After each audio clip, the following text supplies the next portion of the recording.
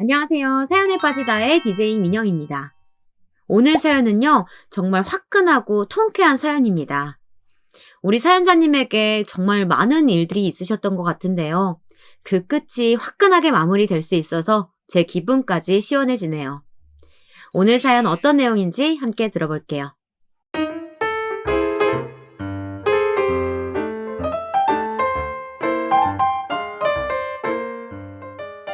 안녕하세요. 저는 서울에 살고 있는 51세 주부예요.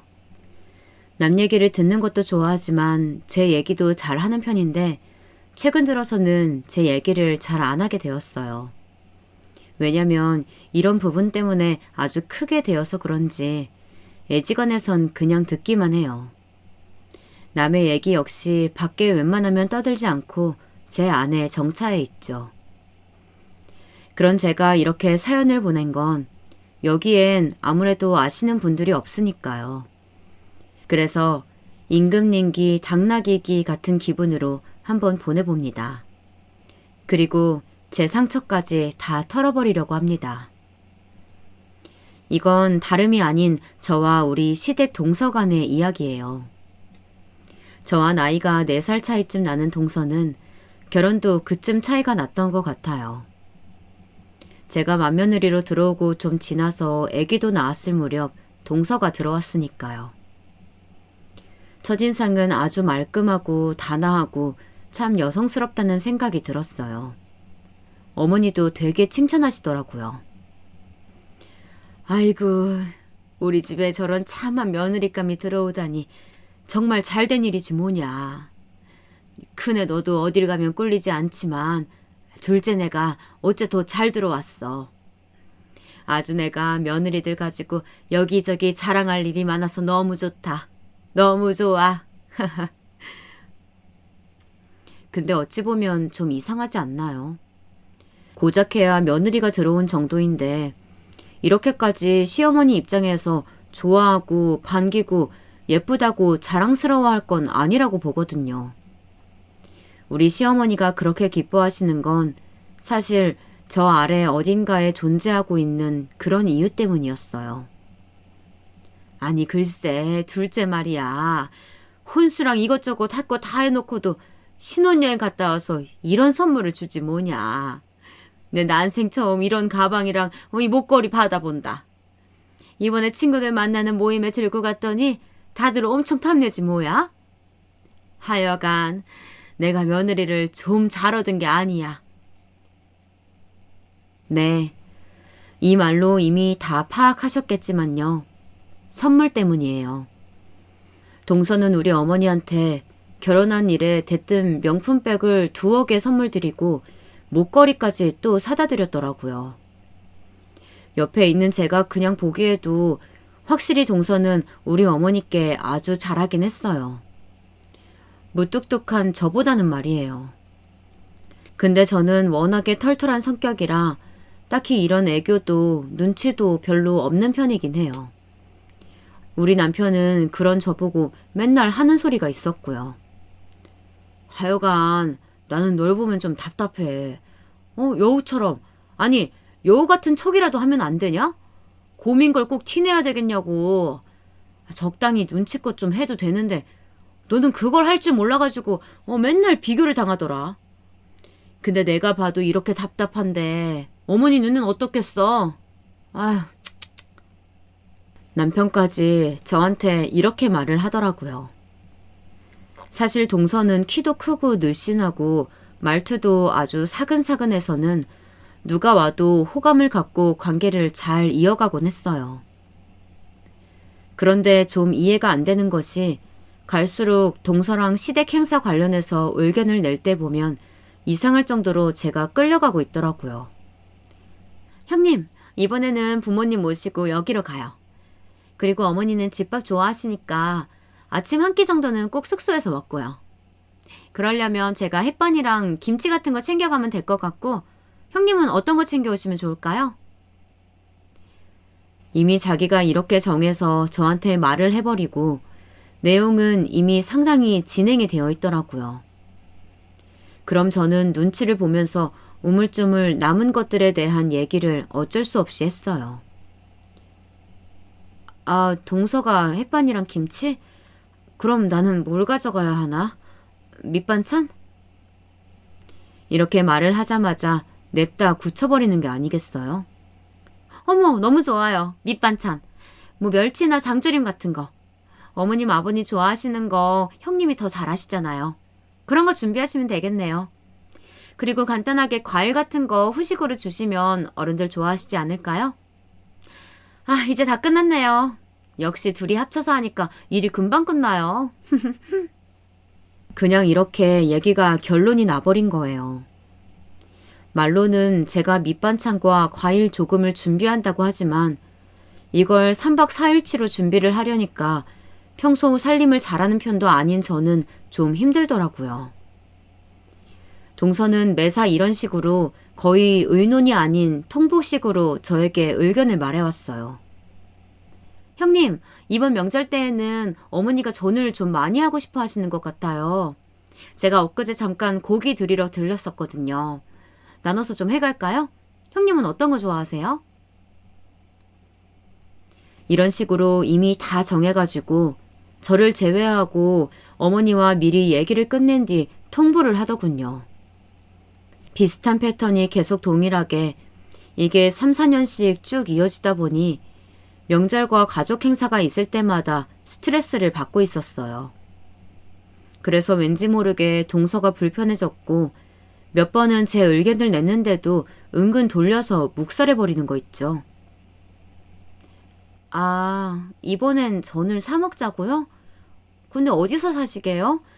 여기 근처 웬만한 재래시장 같은데 저도 돌아봤는데요. 비싸잖아요. 양껏 집에서 많이 한 다음에 양가 나눠서 가져가면 좀 좋아요. 저번에 형님이 하신 꼬지전 많이 남아서 우리 친정에도 가져갔잖아요. 저희 친정엄마가 엄청 칭찬하더라고요. 니네 형님 음식 솜씨 좋다고요. 이런 훈훈한 분위기가 있으니까 명절 때 직접 해먹는 맛이 있죠. 그냥 이 시기에는 눈 딱 감고 해먹으면 안 될까요, 형님?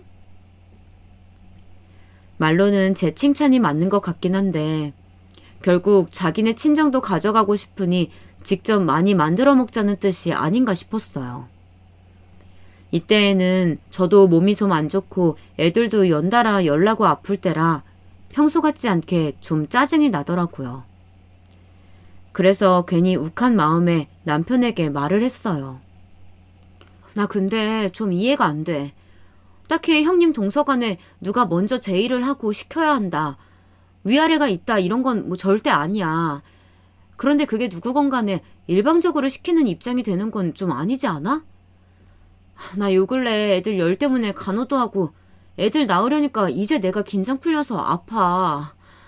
근데 그 산더미 같은 전을 또 앉아서 끼우고 앉아서 붙이고 그러고 있자니까 난 하기 싫어 여보. 이 말을 했더니 남편이 약간 이마를 찡그리더라고요. 다시 핸드폰을 보면서 말하더라고요. 아, 참, 그냥 뭐 적당히 좀 평화롭게 잘들 좀 해봐. 맨날 뭐 모일 때마다 이렇게 시끄러워서 되겠어? 기분 좋게 다들 잘 모여서 시간 좀 보내자고 하는 거잖아. 어째 맨날 당신은 이렇게 투덜대기만 하냐? 가뜩이나 컨디션도 나쁘고 힘들어 죽겠는데 외려 남편에게 이런 투덜대는 소리를 들으니까 저도 더 짜증이 나서 입을 다물어 버렸어요. 결국 군말 않게 하게 되었고 역시나 도와준다던 동서는 계속 일이 있다는 둥 애들 어린이집 왔다 갔다 케어하느라 바쁘다면서 몇 번을 시댁을 비우더라고요. 나중엔 저도 좀 화가 나서 애들 데리고 시댁으로 다시 돌아온 동서에게 한마디 했어요. 저기 동서, 나도 이제 태양이랑 별이 데리러 가야 돼. 걔네 어제까지 열났는데 내가 친정엄마네 맡겨둔 거야. 내 행색 보면 알겠지만 나도 몸 썩 좋은 거 아니고. 나 웬만한 건 다 해놨고 거의 반 정도 붙여놨으니까 나머지는 동서가 마무리하고 가든지 해. 나는 그만 가볼 테니까. 이때 제 표정이 썩 나쁘긴 했던지 쪼르르 달려와서 막 앵겨가며 애교를 부리고 달래더라고요. 아, 형님, 몸도 안 좋으신데 정말 너무 고생하셨어요. 그럼요. 제가 당연히 마무리해야죠. 얼른 애들 데리러 가세요. 얘들아, 얼른 큰엄마한테 인사해야지. 이러면서 막 어르고 달래는 느낌이 들었어요. 일단 전 너무 피곤하니까 그냥 집에 가버렸고요. 그런데 이날 집에 와서 누워있는 저에게 어머니가 전화하셔서는 더 혈압을 올려버리시더라고요. 얘 첫째야, 암만 그래도 그렇지 저 많은 양의 전을 네 동서한테 다 맡기고 가버리는 게 어딨냐. 아주 저 집 애들 두 놈이서 계속 뛰어다니고 난리 부르스 쳐대는데 네 동서는 애들 보랴 전부치랴 좀 바쁜 게 아니었어. 나도 퇴근하고 와서 보니까 네 동서가 아주 사색이 되어가지고 음식하고 바닥 닦고 난리가 났더라. 아무리 몸이 안 좋아도 그렇지 집을 저 모양으로 해놓고 가버리면 어쩌니? 와, 진짜 이 말을 들으니까 환장할 것 같더라고요. 뒤이어서 제 이야기를 계속했는데 어머니는 듣지 않고 계속 동서편만 들고 계셨어요. 여기 지금 안 힘들고 안 아픈 사람이 어딨어? 너만 애 키우냐? 윗사람이 돼가지고 아랫사람을 잘 이끌고 해야지. 내가 안 그래도 네 동서한테 오늘 너 아주 단단히 혼낸다고 말해놨다. 그랬더니 다 자기 잘못이라면서 너무 뭐라고 하지 말라더라. 너는 어떻게 된 게 이 집 사람이 더 일찍 돼가지고 쟤보다 철이 없어서 어디다 쓰냐? 오늘은 그냥 봐주는데 다음에도 이런 식이면 정말 호되게 야단칠 거야. 알았냐? 이때 정말 저 단전 깊은 곳에서부터 썩어 오르는 듯한 숨이 막 올라오는데 저도 모르게 핸드폰을 침대 쪽으로 던져버렸지 뭐예요. 완전히 저는 아플 대로 아프고 가서 몸쓰고 할 건 다 하고 욕은 욕대로 먹어버리게 된 거죠. 대체 제가 잘못한 게 뭐였을까요? 제가 하고 온 일들에 대해서 아무리 설명을 해도 어머니는 귓등으로도 듣지 않고 다 덮어버리시고 그냥 앵무새처럼 동서 얘기만 하시더라고요. 누가 보면 이 집 딸인 줄 알 정도로 감싸고 도시더군요. 너무 짜증나서 그날은 남편에게 그런 얘기를 굳이 하지도 않았고 씻어도 가시지 않는 기름 냄새를 뒤집어 쓴 채 그냥 짜증을 내며 잠들어 버렸어요. 이후로 다음날 명절을 어찌어찌 치르고 저는 동서 얼굴 보기가 불편해서 누가 뭐라 하건 간에 휙 자리를 떠나버렸고요.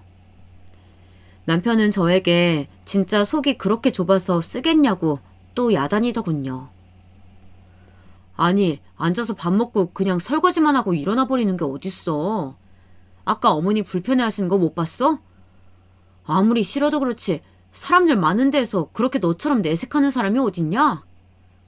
너도 참 진짜 대단하다. 이때 저도 참지 않고 막 소리를 질렀어요. 너무 화가 났거든요. 당신은 맨날 나보고 곰 같다고 하는데 그러는 당신은 뭐가 그렇게 잘났어? 진짜 똑똑한 남자들은 노후에 보험 드는 셈이라도 쳐가면서 곧 죽어도 자기 마누라 편들고 감싸. 내키건 안 내키건 간에. 당신은 왜 그렇게 멍청해? 말이라도 내 편 되어주면 뭐 지금 당장 하늘에서 뭐 도끼라도 발등에 떨어져서 부러진대? 당신 나한테 이따위로 한 게 하나하나 다 쌓여서 노후에 당신은 깡통 차는 거야. 아, 됐으니까 이제 그만 얘기해.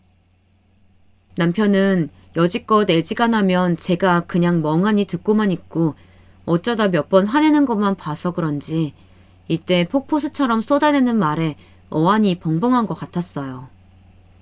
웬일로 대꾸도 안 했고 애들도 차 안에서 엄마 아빠가 전에 없이 무섭게 싸우니 다 조용하게 갔답니다. 이후로 남편은 웬만하면 저에게 얘기를 꺼내지 않았고 어머니만 가끔 저한테 전화해서 둘이 좀 잘 지내지 뭐 하는 거냐고 훈계만 하실 뿐이었어요. 저 역시 그냥 네네 하면서 흘려들었고요. 그닥 새겨듣지 않았어요. 어차피 내 욕만 할 사람한테 그 이상 뭐를 더 맞추겠어요. 그렇게 해서 좀 편해지려고 하니 저도 참 남편한테 그렇게 한 맺힌 듯 뭐라고 할 땐 언제고 왜 그렇게 자초해서 바보짓을 한 건지 다시 생각해도 이해가 안 가요. 세상에서 사실 제일 이해 안 되는 건 남보다 내 자신인 것 같기도 하네요. 이후 저는 정말 남들이 들으면 얼척없는 결정을 해버렸지 뭐예요.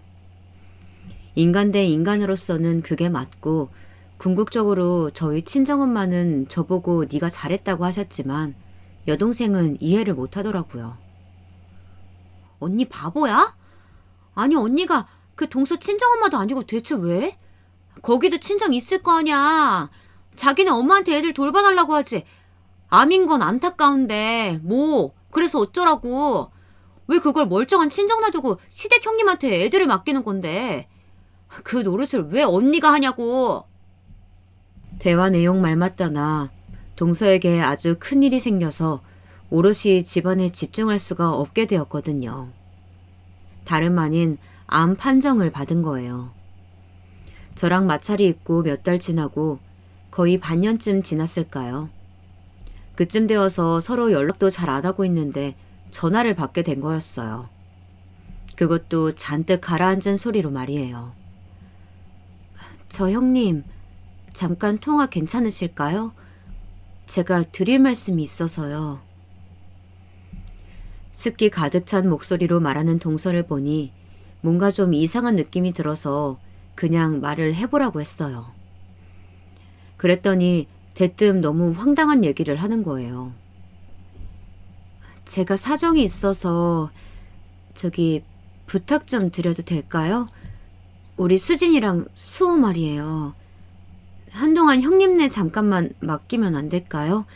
한 달 정도만요. 그 뒤로는 제가 어떻게든 알아서 해볼게요.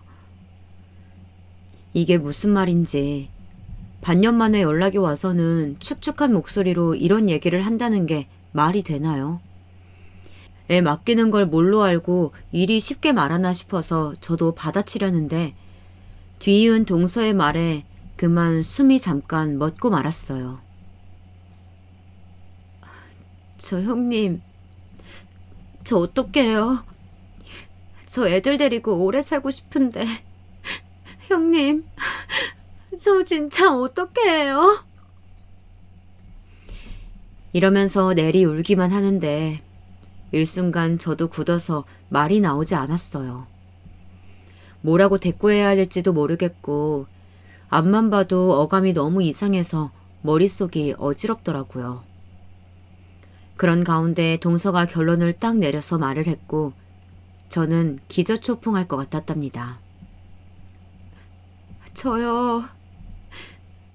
저 암이래요. 초기라는데 그래도 할 게 맞나 봐요. 저 어떡하면 좋을지 아직 얘네 아빠밖에 몰라요. 우리 엄마 알면 쓰러질까 봐 말도 못했어요. 왜 이런 때 생각나는 게 형님인지. 대뜸 전화드려서 죄송해요, 형님. 계속 끄끄거리며 울음을 토하듯 내뱉는 동서 말을 달래가며 다시 찬찬히 듣고 정리를 해봤는데요. 특별히 생각 없이 따라가서 받았던 안 검진에서 그만 암이 발견된 거예요. 초기라고는 하지만 동서 말 맞다나 이후로 빠르게 처치를 할 것들이 있었고 그런 과정 안에서 동서가 애들을 챙겨가며 뭔가 하기는 어려웠던 거예요. 아무래도 상황이 좋지 않아 보여서 참 안타깝기도 했고 저나 동서나 똑같이 남매 아이 둘을 낳아서 키우다 보니 남일 같지 않더라고요. 저보다도 어린 동서인데 평소 그렇게 진저리를 내고 미워했다지만 암만 그래도 같은 엄마 입장에서 생각하니 마음이 편치 않았어요. 제 친구도 결혼 안 한 채로 홀로 암 판정을 받았을 때 엄청 좌절하고 괴로워했거든요. 결국 상황이 이렇게 되어 남편에게 다시 상담을 하게 되었습니다. 그래서 동선의 상황이 이렇대. 친정 엄마가 심장도 안 좋으시고 어차피 봐줄 형편도 못 되는데 말해봤자 쓰러지시고 더 악화될까봐 걱정된다나 봐. 그렇다고 우리 어머니한테 부탁해봤자 해주실 것 같아? 그것도 아니잖아. 남편은 여기까지 곰곰이 듣더니 이해가 안 된다는 표정으로 저를 보며 묻더군요. 그래서 당신이 수진이랑 수호 데려오겠다는 얘기야? 나야 상관없지, 내 조카들인데. 근데 당신이 괜찮겠냐고 묻는 거야.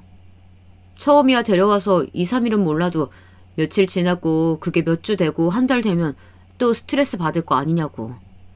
그래서 상황이 더 악화되느니 저는 여기서 못 참고 다시 확 질러버렸어요. 아니 그럼 뭐 당신은 내가 기껏 맘먹고 봐주겠다고 하는데 왜 그래? 나라고 힘든 결정 아니겠어? 당신 말대로 힘든 거 맞아. 갑자기 집에 고만고만한 애들 넷을 봐야 되는 거잖아. 근데 어떡하겠어. 내가 아무리 힘들어봤자 당장 암 선고받고 충격받은 동서보단 나으니까 그래서 봐주겠다는 거잖아. 지금 그걸 갖고 빈정대는 거야? 뭐야? 그랬더니 남편은 좀 안심했다는 듯 한숨을 훅 불어쉬더니 다시 말하더라고요. 내가 뭘 뭐라고 하겠어. 나야 고맙다는 것 말고는 할 말이 없지. 영철이 저 녀석도 고민 장난 아닌 것 같은데. 아무튼 당신이 나중에 힘들다고 화나 안 냈으면 좋겠어. 나도 할 수 있는 한은 도울 테니까. 재수 씨도 당신이 이렇게 힘써준 거 알겠지 뭐. 결국 이러저러 해서 제가 졸지에 애들 넷을 한 달여간 맡게 된 거예요. 동선의 애들은 이제 막 초등학교 저학년, 유치원생이었고 우리 애들은 그보다 위인 초등학교 고학년과 중학생이었어요. 다 연령대가 다르다 보니 다 같이 통솔하는 건 쉽지 않았지만 그래도 와중에 우리 집 애들이 좀 더 나이가 있어서인지 얘네 말을 듣기는 하더라고요. 아예 확 어른이고 큰엄마인 제 말보다는 위에 언니 오빠 말을 따르는 걸 더 좋아했어요. 그럭저럭 제가 봐주긴 했지만 하여간 밥 차리고 치우고 각자 씻기고 하는 건 진짜 보통 일이 아니더라고요. 서방님이 아침 일찍 오셔서 애들 등원이랑 등교는 시키셨는데 학교나 하원은 어려우니까 결국 제 손을 타야 했어요. 얘네들이 우리 집에서 30분 거리에 살다 보니까 다 제가 차로 라이딩을 해야 했고요. 그 기간에 진짜 달력에다가 애들 학교 하원 시간이며 뭐 행사날이며 이런 것들을 전부 날짜별로 적어두고 핸드폰 알람까지 맞추며 얼마나 고생했는지요. 나중엔 우리 애들도 슬슬 화를 내더라고요. 특히 큰딸이 불만이 많았어요. 엄마, 수아가 자꾸 내 방에 들어와서 다 뒤집고 난리도 아니야. 나 시험 공부해야 되는데 계속 떼쓰고 우니까 너무 시끄러워. 대체 작은 엄마는 왜 애들을 우리 집에 맡겨놓는 거야? 쟤네 언제 가는데? 집도 더 좁아지고 너무 불편해. 게다가 수진이는 왜 그렇게 자꾸 삐지기만 하면 많이 먹는 거야? TV도 지들 마음대로 틀려고 하고 애들이 버릇이 없어. 애들이 이렇게 불편함을 느끼는 것에 대해서 저도 참 할 말이 없더라고요. 그래도 뭐 어쩌겠어요. 내가 맡겠다고 해서 맡았으니 별 도리가 없었죠. 그런 와중에 동서도 아예 신경을 끈 건 아니고 주말에는 데려갔어요. 아무래도 서방님이 주말 내내 시간을 내서 애들 둘 케어를 하시는 것 같더라고요. 그럴 때 동서는 우리 집에 잠깐 와서 인사치레로 음식이며 선물들을 갖고 오고 앉아서 이런저런 허심탄회한 얘기도 하더군요. 형님, 진짜 아파보고 알았어요. 세상에 건강보다 소중한 건 없더라고요.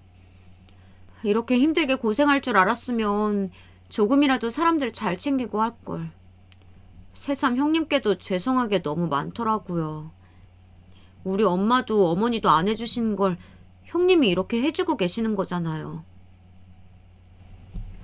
이런 얘기들을 듣다 보니 저도 좀 머쓱해지기도 하고 그래서 동서와 꽤 많은 얘기를 나눴던 것 같아요. 어쩔 수 없잖아. 동서도 지금 애들만 두고 얼마나 힘들겠어. 사실 말이 나왔으니 말이지만 나도 어렸을 때 이렇게 엄마 아빠가 아팠던 건 아니야. 그런데 형편이 좋지 않고 맨날 어렵게 살다 보니까 툭하면 친척집에 맡겨지곤 했어. 그래서 힘들었었고 지금도 여전히 상황은 어렵고 막내 남동생 빚 때문에 엄마가 아직도 일하고 계셔. 아픈 동서한테 할 말은 아니지만 나는 동선의 형편 넉넉한 것 보고 좀 부럽더라고. 이 말은 정말 조금의 거짓도 없는 진실이었고 사람이 함께 힘든 시기를 건너다 보면 한결 더 진솔해지기도 하고 속에 담은 얘기들을 많이 나누게 되더라고요. 서로의 못다했던 얘기를 이 시기가 되어 비로소 털어놓게 되었고 그러면서 얼마나 휴지를 갖다 쓰며 울었는지 몰라요. 동서는 동서대로 자기 처지가 기가 막혀서 울고 저는 달래주다 보니 슬프기도 했고 말이에요. 그렇게 아이들에 대한 것도 공유하고 동서의 항암 상태도 함께 알면서 하다 보니 같이 파이팅해가며 뭔가 돈독해졌던 것 같아요. 그러다 보니 차도가 좀 보이는 것 같았고 제 딴에도 기왕이면 신경을 많이 쓰게 하고 싶지 않더라고요. 그래서 두어 달을 더 맡아주고 제가 생각해도 참 스스로 대견할 정도로 그 시기를 잘 견뎠던 것 같아요. 내가 시어머니도 이렇게 모셔본 적이 없는데 남의 식구를 이렇게 데리고 살아보네 하면서요. 이후로는 동서가 자기가 이제 애들을 데리고 케어할 생각이고 친정 엄마에게도 암에 대한 얘기를 오픈했다면서 아이들을 데려갔어요. 거의 3달간을 주말 외에는 자유 없이 보냈던 제 생활도 끝을 보게 되었고요. 차차 동서도 회복했고 완치라는 타이틀을 달게 되었답니다. 저도 이 무렵 지인들과의 만남에서 우리 동서 얘기를 했는데 한 지인이 갑자기 솔깃한 얘기를 하는 거예요. 사실 이 말을 고지 들은 건 아주 명백하게 실수이며 누가 봐도 제 잘못이란 걸 인정할 수밖에 없어요. 어머, 태영이 엄마는 그럼 동서네 애들을 데리고 있었어? 그래서 한동안 그렇게나 얼굴을 못 봤던 거구나. 근데 그 암에는 내가 요즘 잘 먹고 있는 이 약이 좋은데 말이야. 우리 친정엄마가 먼저 여기 알고 나한테 알려줬는데 나는 여기 라인 다 골고루 먹고 있거든. 요즘 진짜 건강도 좋아지고 면역력이 달라진 게 느껴져. 이거 자기네 동서한테도 한번 선물해봐. 이러면서 저한테 약 한 통을 가방에서 꺼내서 내밀더라고요. 이럴 줄 알았으면 내가 오늘 한 박스 들고 올 텐데. 아무튼 다 나았지만 거기도 참 짠해서 어째? 애들 두고 암 걸려서 얼마나 힘들었을까나. 가만히 있어봐 태영 엄마. 내가 내일 자기 집으로 이거 라인 한 박스 주문해서 갖다 줄 테니까 이참에 동서한테 한번 선물해. 암이 다 낫다고 끝이 아니잖아. 그 뒤로도 관리 잘해야지. 응? 이렇게 쉴 새 없이 말을 하는데 저도 정말 홀린 듯이 빠져들게 되었고 그렇게 해서 그 다음날 이 지인이 저한테 한 박스 크게 갖고 왔더라고요. 갑작스럽고 좀 황당스레한 가격을 갖고 말이에요. 이거 내가 다 챙겨왔어. 요거 먹고 저거 먹어주면서 챙겨주면 돼. 이렇게 해서 7가지 구성인데 다 합쳐서 19만 원밖에 안 한다니까? 이번에 한번 먹어보라고 하고 앞으로 계속 먹어야 할 테니까 직접 나한테 연락하라고 하고. 이거 명함 받아. 돈은 현금이면 더 좋고 아니면 지금 당장 계좌로 싸줘도 좋아. 자기 편할 대로 해. 당시 전혀 예상에도 없던 지출이 갑자기 생긴 바람에 너무 어이가 없던 판국이었지만 아침 대바람부터 뭔가를 끌고 이고 지고 온 이 사람을 생각하니 막상 거절하기도 힘들었어요. 그러고 보니 내가 동서한테 뭐 해먹이거나 해주지도 못했고 그냥 애들 챙겨가며 봐준 게 다이니 한 번쯤은 돈을 써볼까 생각도 들더라고요. 그래서 일단 계산하고 명함과 박스를 받게 된 거였어요. 그런데 세상에 이 문제 하나 때문에 지금까지 이렇게 꼬이게 될 줄을 누가 알았겠어요. 사실 마음 같아서는 쫓아가서 이때 저에게 약을 권했던 여편의 머리라도 잡고 싶은 심정이에요. 하지만 궁극적으로는 넘어간 제 잘못이지 뭐 더 이상 어쩌겠나 싶어 스스로가 한심할 뿐이에요. 저는 이때 바로 받아들고 동서에게 연락해서 운전해서 집 앞까지 갔어요. 이 박스와 명함을 갖다 주러 말이에요. 그런데 그때 나름 친해졌고 서로 마음이 많이 통했다고 느꼈던 저로서는 이후 동서의 반응에 너무 실망스럽고 화가 나서 그간 내가 무슨 바보짓을 했나 싶더라고요. 동서의 말에 너무 기가 막혀 그대로 일어나서 박스를 들고 나왔거든요. 아니, 잠깐만요, 형님. 그래서 이게 뭔데요? 이게 여기 이 모시기 브랜드의 약이라는 거죠? 이걸 먹으면 암이고 뭐고 다 낫는다는 거고요. 대체 누가 그런 소리를 하는 거예요? 어디서 그런 소리를 듣고 오셨어요? 다소 공격적으로 받아치는 동서의 말투에 잠깐 흠칫하면서도 아무래도 암이라는 것이 보통이 아니고 내가 당사자만큼 알아본 적이 없으니 그럴 수도 있다 생각했어요. 그래서 설명을 했고요. 저기 내가 아는 지인이 추천해 준 거야. 동서 얘기했더니 이걸 다 챙겨 먹으면 좀 더 몸에 좋을 거라고 하더라고. 그래서 내가 사와 본 거야. 혹시 궁금한 거 있으면 이 엄마한테 전화해서 물어보면 돼. 여기 명함도 있고 말이야. 나보다는 직접 통화해서 그쪽에 물어보면 더 자세하게 얘기해 줄 거고. 근데 그 말에 동서는 표정을 확 찌푸리더니 세상 무슨 구걸하러 온 거지를 내쫓을 것 같은 얼굴로 짜증을 내는 거예요. 어쩌다가 내 의도가 이렇게 왜곡될 수 있는 건지 아니면 내가 왜곡될 만한 짓을 한 건지 헷갈리더라고요. 근데 그래도 그렇지 말이 보통 심한 게 아니라 화를 가눌 수가 없었어요. 형님, 지금 뭐 하시는 거예요? 아프다가 겨우 나은 사람 두고 다단계 영업이라도 하시게요? 그 브랜드 저도 숱하게 들어봐서 잘 알거든요. 우리 동네 엄마도 거기 다녀요. 안 그래도 저한테 헛소리를 해대길래 아주 문전박대해서 쫓아냈는데 형님 지금 뭐 하는 짓이세요? 남 아픈 걸 떠벌리고 다니고 그걸 갖고 이렇게 가짠치도 않은 걸 뭘 얻어와서 저한테 돈이라도 벌어가시려고요? 참 진짜 어이가 없네. 이 말에 저도 숨이 막 몰아쉬어지면서 감당이 안 되더라고요. 다단계 영업이라뇨. 그리고 이건 제가 사온 거예요. 동서 보고 사라고 한 것도 아닌데 제 돈 주고 엄연히 걱정해서 사온 걸 갖고 왜 이렇게까지 말을 하는 걸까요? 이때 집에 와서 생각해보면 어느 한 부분에선가는 오해를 했을 수도 있겠다 싶어요. 그런데 꼭 말을 그렇게 할 필요는 없잖아요. 최소한 자기 애들을 두세 달씩 품어줬던 시댁 형님이라면 그리고 그간 그렇게 간간한 정이라도 들었다면 이유라도 좀 물어봤어야 되는 거 아닐까요? 동서는 이후로도 뒤도 돌아보지 않고 독서를 퍼부었고 저는 완전히 질려버렸어요. 원래 동서 이런 사람이었지 하는 것들이 새삼 기억이 나더라고요. 형님, 아무리 형편이 안 좋으시다지만 암 환자 갖고 이렇게 영업하셔야 되겠어요? 됐고 이거 그냥 가져가세요. 아니다. 뭐 얼만데요? 제가 형님 얼굴 봐서 돈이라도 드리긴 할게요. 근데 다시는 이런 짓 하지 마세요. 이게 뭐예요? 둘 다 기분 상하고 일 상하고. 대체 형님 지인은 못하는 사람이에요? 아니 왜 그런 사람을 옆에 두고 사시는 거예요? 참 인간관계 좀 제대로 하고 사셨어야죠. 대체 아니 아무튼 얼마냐고요.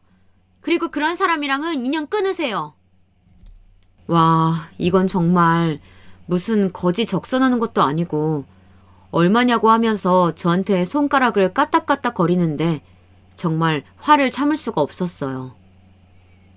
결국 저는 그 자리에서 일어서 버렸고 우리는 한동안 얼굴을 마주하지 않게 되었죠. 동서, 아무렴 내가 그런 마음으로 왔겠어? 이거 내가 동서 주려고 돈 주고 사온 거야. 진짜 너무한다. 말을 꼭 그 모양으로 해야 돼? 나 그만 갈게. 더 여기 있을 이유 없네. 그리고 동서야말로 그 말버릇 좀 고쳐.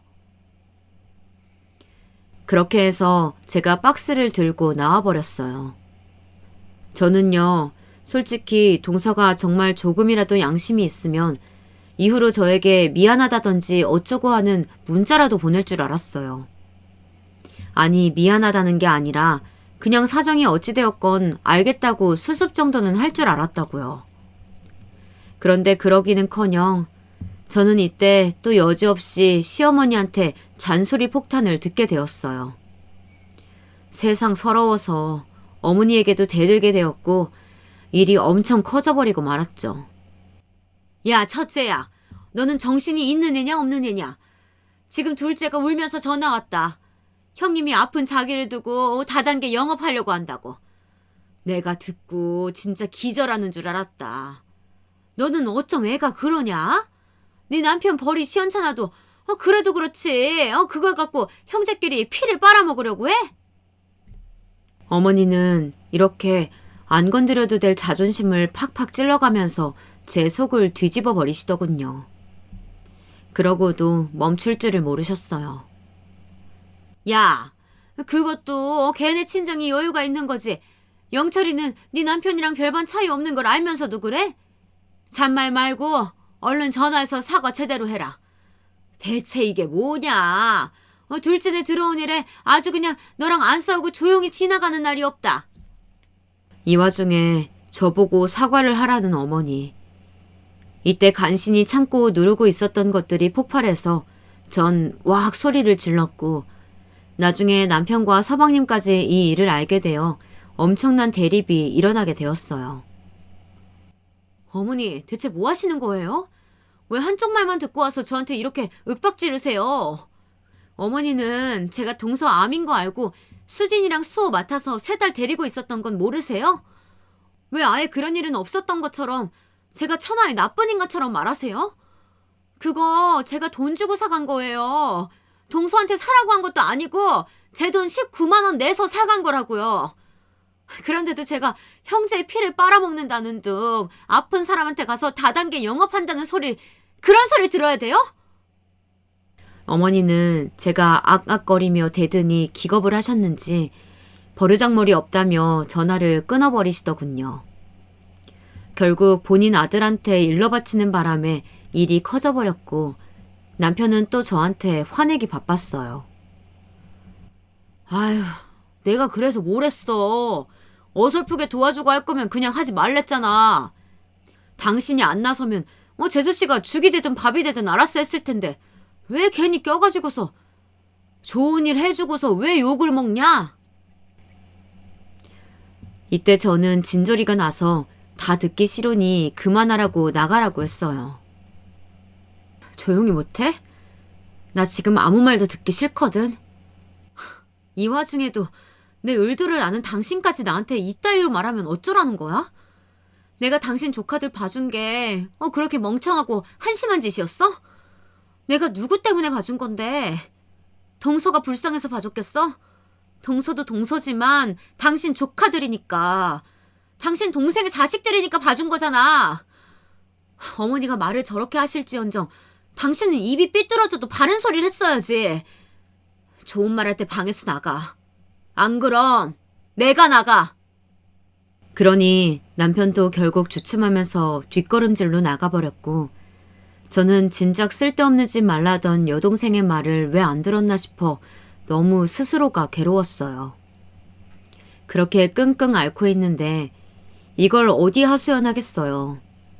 친정 가족들한테 얘기해도 바보 취급 받을 거고 지인들에겐 더 말 못하겠더라고요. 그렇게 우울한 시간들을 한참 보내고 있었는데 지주군냥 침묵하고 있던 남편이 슬슬 말을 꺼내더라고요. 듣고 바로 확 찌르보는 저에게 뭔가 달래면서 얘기를 잘 들어보라면서 눈치를 보더군요. 그게 저기 뭐야, 재수씨도 좀 시간이 지나고 나니까 생각이 바뀌었나 봐. 그래도 당신이 자기 챙겨줘서 고마운 걸 기억하고 있더라고. 그래서 어제는 케이크 같은 것도 기프티콘으로 보내줬어. 당신 주라고 말이야. 자기는 차마 미안해서 연락을 못하겠다나. 그러니까 당신도 그만하고 기분 좀 풀어. 왜 저는 이런 말도 이런 시도도 기분이 나쁜 걸까요? 그렇게 미안했으면 본인이 연락을 했어야죠. 아무튼 저보고는 케이크 기프티콘 잘 받았다고 인사라도 하라는데 전 곧 죽어도 싫다고 했어요. 내가 왜 그래야 되는데? 나는 아무것도 하고 싶지 않아. 그냥 좀 놔둬. 제가 이렇게 성질을 내니 남편이 한숨을 쉬며 비장의 무기라는 듯이 얘기를 꺼내더라고요. 실은 어제 동생도 생각해보더니 자기네가 잘못한 것 같다고. 당신이 그럴 뜻 없었다는 것 같다고 그러는 거야. 그러니까 뭐 어쩔 수 없지 뭐. 계속 안 좋은 감정만 갖고 어떻게 가겠어. 기분도 좀 풀 겸 돌아오는 이번 주에 부부끼리 어디 여기 외곽이라도 나가보자고 하는데 당신도 요즘 답답하고 힘들어 했잖아. 애들은 엄마가 봐주신대. 우리 그냥 좀 다녀오자. 어? 그러면서 전에 없이 막 설득하겠다고 용을 쓰는데 진짜 머리가 아파 죽겠지만 저도 한숨이 나오더라고요. 이 감정을 갖고 있는 제가 제일 죽겠으니 얼굴 보기는 진짜 싫지만 그냥 못 이기는 척 털어버리고 그냥 와야겠다. 하지만 이번뿐이다. 이런 마음으로 그럭저럭 수락을 하기로 했어요. 그냥 한 집안 식구들이 더 이상 얼굴 붉히는 게 싫을 뿐 그렇다고 다시 가까워질 것도 절대 아닌 다짐을 갖고 그 자리에 나가게 되었어요. 뭐 본인들 딴엔 미안하다면서 코스랑 다 짰다고 자기네가 안내하겠다고 하더라고요. 코스별 주소라며 뭐 링크 같은 것들을 잔뜩 보내놨더라고요. 이제 각자 차에 올라타려는데 동서가 제 눈치를 보더니 찔끔찔끔 말을 하는 거예요. 저기 여기 좀 차를 타고 가면요. 되게 엄청 맛있는 곳 있어요. 이번에 새로 리모델링한 곳이라 엄청 고급스럽고 전체적으로 뷰도 아주 예뻐요. 저도 전에 친구가 데리고 가졌는데 경치도 좋고 되게 또 신선하고 좋더라고요.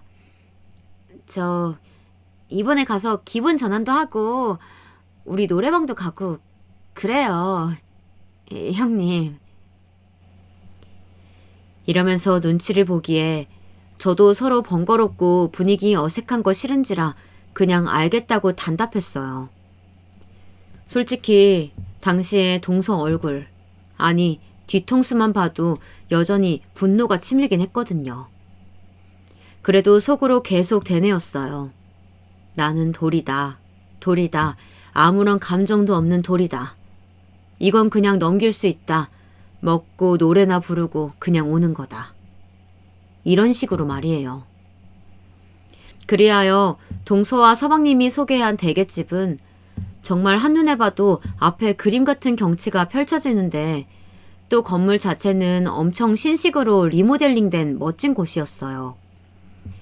바로 앞에서 신선한 대게들도 골라주고 그걸 쪄서 내주더라고요. 가격대도 나쁘지 않은데 대게 가지고 이것저것 한 메뉴들도 많아서 좋아 보이긴 했어요. 저도 먹을 줄은 아는데 사느라 바쁘다 보니 이런 곳에 나와보지는 못했거든요.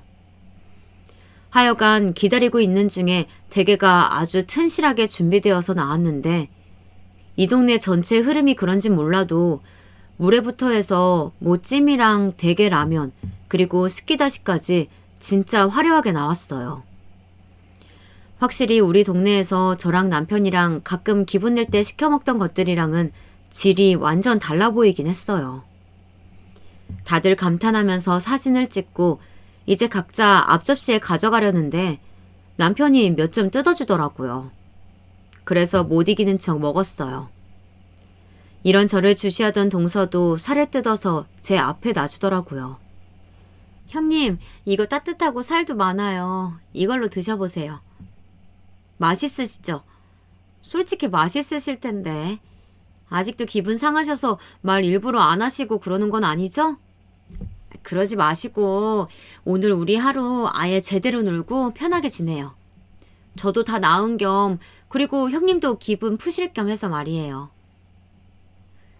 이렇게 말을 동서가 해버리니 옆에서 서방님이나 남편이나 저를 멀뚱하게 쳐다보니 꼭 제가 완전 분위기를 망치는 사람 같더라고요. 그래서 그냥 꾹 참고 입에 넣고 먹는데 맛이 하나도 느껴지지 않았어요. 그냥 먹게 좀 놔두지 왜 저렇게 굳이 말을 얹어가지고 기분을 나쁘게 하는 걸까요? 그런 와중에 남편이 또 저한테 한마디를 하는 거예요. 기분 좋게 좀 먹어. 봐, 이것도 있잖아. 물에도 먹고 다 당신 좋아하는 거야. 많이 먹으라고. 그러자 냅다 동서가 받아치는 게 아니겠어요? 역시 아주버님은 제 마음을 잘 아시네요. 맞아요, 형님. 아주버님도 제 말에 동의하시는 거잖아요. 맛있고 기분 좋게 드세요. 진짜 이것들이 나를 다 바보로 보는 건가 싶어 한숨을 크게 들이쉬려고 하는데 순간 남편이 갑자기 말문을 막더라고요. 그런 의미로 말한 건 아니에요, 재수씨. 전 그냥 이 사람이 진짜 기분 좋게 잘 먹길 바래서 한 말이에요. 뭐, 잘 지내면 좋은 거지만요. 이렇게 전에 없이 선을 딱 긋는데 동서도 흠칫 눈이 커지더니 웃으면서 물을 막 마시더라고요. 웬일로 이 사람이 확실하게 노선을 타나 싶어서 좀 의아하긴 했어요. 아무튼 그래서 저도 그냥 신경 안 쓰고 몇 점 발라 먹었고 대게와 같이 나온 물회며 비빔국수도 맛있어 보이길래 덜어서 먹어봤어요. 확실히 아싸란 양념이며 신선한 해산물이 뒤섞이니 새콤달콤해서 맛있긴 하더라고요. 그런데 동서가 꼭 그 틈을 비집고 들어오는 거예요. 형님은 이런 식으로는 많이 안 드셔보셨죠? 이참에 많이 드셔보세요. 저희가 일부러 여기가 좋을 것 같아서 고른 거예요. 뭔 말을 하고 싶은 건가 싶어 쓱 쳐다봤는데 남편이 또 그걸 대꾸하고 앉았더라고요. 아, 하긴 재수씨는 바닷가 근처에서 자랐다고 했죠? 그럼 워낙에 해산물 많이 드셔봤겠네요. 그러면서 남편과 서방님이랑 둘이 이런저런 얘기를 주고받고 있는 와중에 갑자기 대뜸 동서가 이런 말을 하는 거예요. 잘못 들은 건가 싶어서 저도 한번 빤히 쳐다봤어요. 에이, 아주버님, 이게 바닷가랑 육지랑 무슨 차이가 있겠어요. 육지에 있는 사람들은 해산물 못 먹나요? 형님도 육지에만 살아서 못 드셔보신 건 아닐 거잖아요. 엄연히. 그쵸? 이러는데 이건 누가 들어도 뉘앙스가 이상한 거예요. 그래서 계속 쳐다봤더니 이게 분위기를 풀어보자고 부른 건지 사람을 앉혀놓고 장난 조롱질을 해대려고 부른 건지 후자가 더 확실한 것 같은 말을 하고 있는 거예요. 이 말에 결국 전례가 없는 싸움이 벌어지고 말았어요. 형님 형편이 여의치 않으셨다면서요. 저번에 친정에서 이런 거 저런 거 다 못해 입고 자라는 바람에 여러모로 한이 많으셨다고 그러지 않으셨어요? 아무래도 집이 가난하니까 여유가 없으니까 못 드셨던 거죠. 참 안 됐어요, 형님. 그 얘기를 대체 왜 하나? 굳이 지금 시점에서 꼭 해야 하는 건지 눈이 완전히 커진 채로 동서를 응시했어요. 그런데도 동서는 해실해실 웃으면서 정말 웃으면서 하는 말은 다 되는 줄 아는 양 떠들더라고요. 남편도 여기서는 더 이상 대화를 잇기 어려웠던지 가만히 보고 있었어요. 다른 건 몰라도 형편 때문에 그런 건데 그런 걸 육지 살고 바닷가 살아서 차이 그런 건 아니죠. 엄연히 다른 이유가 있는데 그걸 굳이 아닌 척하는 건 좀... 도저히 못 참겠더라고요. 듣다 못해서 저는 이때 소리를 내어 분위기를 확 깨버렸어요. 동서, 무슨 말을 그렇게 해? 내가 언제 그런 말 했는데? 아무 말 않고 먹기만 했는데 내가 뭘 어쨌다고? 내가 육지 살아서 어쩔 수 없이 안 먹어본 척이라도 했어? 그랬더니 동서는 되게 곤란한 얼굴을 하면서 또 희죽거리면서 말하는 거예요. 참, 형님 또 화내신다. 우리 그러지 말기로 하고 만난 거잖아요. 형님이 그러셨잖아요. 집 가난해서 여유 없었다고요. 형님 입으로 말하신 걸 제가 말한 것뿐인데 왜 또 그렇게 화를 내세요? 이런 거 못 드셔봤을 것 같아가지고 제 딴엔 기분도 푸시고 좋은 거 대접하려고 그런 건데요. 지금 형님 때문에 분위기 다 어색해지잖아요. 와, 정말 이때는 눈이 완전히 다 돌아버릴 것 같더라고요. 사람을 대놓고 바보 취급하고 우쭈쭈 골려대는 게 아니면 대체 뭔가요? 지 딴에는 저한테 풀자고 불렀다고 하는데 이건 외려 더 골려 먹으려고 부른 거나 마찬가지 아닌가요? 형님도 참 만난 거 드시고 서로 좋자고 한 건데 너무 화내시네. 그쵸? 저번에 저한테 은근슬쩍 다단계 영업하시려고 들 때도 이런 분위기여서 하여간 곤란했어요. 우리 형님 기분 맞춰드리기 너무 어렵다니까요. 아무튼 일단 어, 어. 그 순간 동서가 이런 한심한 소리를 하고 있는 동안 눈앞에서 정말 말도 안 되는 일이 일어나고 말았어요. 저는 우리 남편의 이런 모습을 결혼 생활 수십 년이 되도록 본 적이 없는데 말이에요. 마치 번개가 확 몰아쳐버린 마냥 엄청 싸하고 둔탁한 소리가 촥 나버렸고, 그 소리는 남편의 그 큰 손이 서방님의 한쪽 뺨을 찢을 듯 확 갈겨내는 소리였어요. 저는 너무 놀래서 일어선 남편의 팔을 간신히 떨며 잡았죠. 당신 왜 그래? 왜 이래? 어이없는 표정으로 볼을 감싸쥐고 땅만 쳐다보고 있는 서방님에게 남편은 정말 조금도 거르지 않고 총알을 연달아 쏘듯 마구 질러대는 거예요. 야, 이 새끼야. 내가 진짜 참고 또 참았는데 진짜 이 정도로 참아줬으면 됐지. 너 진짜 네 형을 뭐로 보는 거냐? 너 이 새끼 안 일어나? 그러면서 안 그래도 뺨 맞은 서방님 멱살까지 잡고 확 일으키는데 식당 안에 있는 사람들이며 서빙하는 이모들까지 다 쳐다보고 진짜 상황이 난감해져 버렸어요. 이 인간이 술도 안 마셨으면서 왜 이러나 싶어 뜯어 말리는데 그 뒤로 이어지는 얘기를 듣고 갑자기 손에 힘이 쭉 빠지지 뭐예요.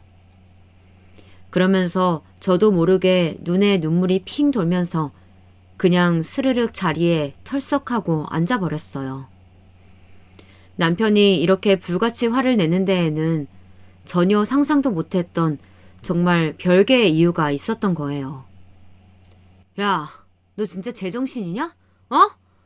네 와이프가 네 형수 갖고 말을 졌다구로 하고 있으면 네가 먼저 조동이를 쳐버렸어야지. 내가 네 뺨을 날릴 때까지 가만히 있어? 이러는데 서방님은 어찌나 황당하셨던지 진짜 단 한마디도 입 밖으로 못 낸 채 그냥 가만히 고개를 숙이고 있더라고요. 이어서 남편이 끝도 없이 고래고래 소리를 지르니 결국 사람들은 이게 남편 옆에 앉은 제가 아니라 맞은편 앉은 동서를 가리켜 야단치는 말이란 걸 눈치채고 그쪽으로 시선을 쏟더라고요. 동서는 주변 눈치를 살피더니 얼굴을 푹 숙여버리고 말이에요. 네가 가만히 있으니까 네 와이프가 입이나 함부로 놀려대고 앉았지. 네 형수 우스운 줄 알고 지금 주사위 굴리듯 갖고 노는 거 안 보이냐? 그러고도 목구멍에 그게 넘어가? 남편은 정말 쉬지 않고 계속 말을 하는데 이 사람이 그간 매번 동서며 자기 동생인 서방님 편을 들어가며 제 속을 애지간히 썩혔던 것이 단순히 정말 그들 편에 서서 그런 것이 아니었더라고요. 야, 이 새끼야. 사람이 돼서 낫뚜껑을 끼고 앉았으면 양심이라도 있어야지. 적어도 인간인 척이라도 하고 있던가. 네 와이프 아파 죽겠다는 걸 네 형수가 듣고 네 애들까지 데려가서 먹여주고 키워준 건 안중드레도 없냐? 돌아오는 대우가 이따위야? 뭐 없이 살아서 못 먹어봐서 좀 사먹여주려고 했다고? 진짜 대개로 한번 확 쳐맞아봐야 정신을 차리나 진짜. 남편은 이 순간에도 동서는 단 한 번도 쳐다보지 않고 자기 동생만 그렇게 밑도 끝도 없이 무자비하게 몰아가며 뭐라고 하더라고요. 그 와중에 쎄하게 찬바람이 불고 우리 앞에 놓여 그렇게 화려한 모양새를 자랑하던 대게들도 겉면이 볼품없이 식어버리고 참 초라한 상태가 되어버렸어요. 겨우 침을 꼴깍 소리 안 나게 삼키느라 숨을 죽였던 저는 곁눈질로 동서를 살짝 봤어요. 정말 무슨 얻어맞은 동태 같은 눈을 하고 얼이 나가 있더라고요. 이런 남편의 모습을 저도 본 적이 거의 없는데 동서라고 본 적이 뭐 있겠어요? 남편은 스르륵 같이 고개를 숙이고 있는 동서에겐 한마디도 직접적으로 안 하고 서방님에게 마지막 쐐기를 박아버렸어요. 야, 내가 재수씨한테 뭐 쌍욕할 줄 몰라서 안 하는 거 아니야. 형수를 얼마나 못같이 알았으면 내가 있는 앞에서도 저 따위로 말을 굴리고 앉았어. 한 번만 더 말장난하면 나는 진짜 더한 말장난도 해줄 수 있어. 못 같은 연인에 뭐 하는 연인에부터 해서 니네 집까지 쫓아가서 다 엎어버릴 거야. 너 바로 옆에 있는 네 와이프한테 전해라. 내가 이번만 직접 말 안 하고 참는 거야. 알겠어? 그러더니 남편은 뭘 그러고 서 있냐고 저보고 당장 따라 나오라고 소리를 지르더라고요. 그렇게 해서 우리는 차에 갔고 남편은 운전석에 앉더니 그대로 고개를 받고는 한참을 말없이 있었어요. 저도 딱히 할 말이 떠오르지 않아서 우리는 그렇게 한참을 차 안에 멍하니 있었고요. 그러던 차에 한 20여 분이 지났을까요?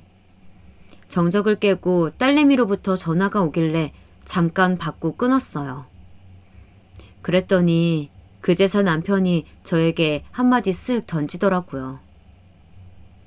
나 배고프다. 밥 먹으러 가자. 그래서 저도 그냥 똑같이 답을 했어요. 나도 마찬가지야. 배고파. 그 말에 남편은 핸드폰으로 이것저것 찾아보더니 얼마 안 걸릴 것 같다면서 근처 가까운 횟집을 찾더라고요. 그렇게 해서 우리가 내려 들어간 곳은 약간 외관은 허름한 집이긴 했는데 맛이 있는 곳이었어요. 거기서 남편이 해산물 튀김이나 물회 등을 잔뜩 시켜대더니 산더미처럼 쌓아두더라고요. 얼른 먹어. 나 엄청 배고파. 이거 다 먹을지도 몰라. 그러니까 당신 눈치껏 빨리 먹어. 이러더니 고개를 푹 받고서 정말 후루룩 후루룩 마셔대더라고요. 저도 따라서 같이 먹었고 거기서 먹었던 물회도 맛있고 아줌마가 내주신 미역국이며 튀김까지 하나같이 다 맛있었어요. 먹는 내내 우리는 앞서 있었던 일에 대해서는 단 한마디도 하지 않았고요.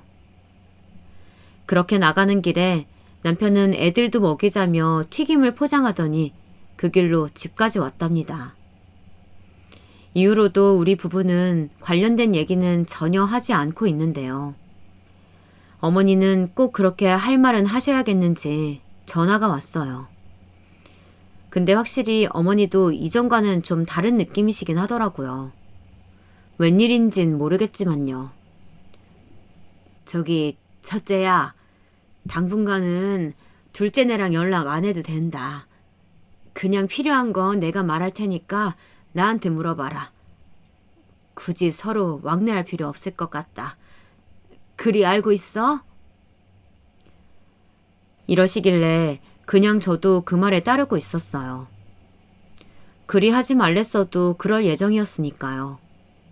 이후로 명절을 몇 번 지냈지만 우리는 동서내와 안 마주치도록 가고 있고 남편은 이후로 서방님과 어찌 지내는지는 잘 모르겠어요. 아마도 형제니 미워도 어째도 화해는 하지 않았을까 싶긴 하지만요. 저와 동서와 관련해선 어떤 화제도 나오고 있지 않아요. 동서도 동서고 그때 남편이 나서지 않았다면 저는 머리채라도 잡았을지 모르겠어요. 근데 막상 남편이 그렇게 나서다니 아직도 그 부분이 좀 희한하고 당황스럽기는 합니다. 아무쪼록 제 편을 그리 들어줄 줄은 몰랐기 때문도 있고요. 일단 저는 동서와 관련해서 크게 대인 후로 교훈을 얻었습니다. 사람들 관계에서 제 얘기도 잘 안 하고 남 얘기도 막 새겨듣진 않아요.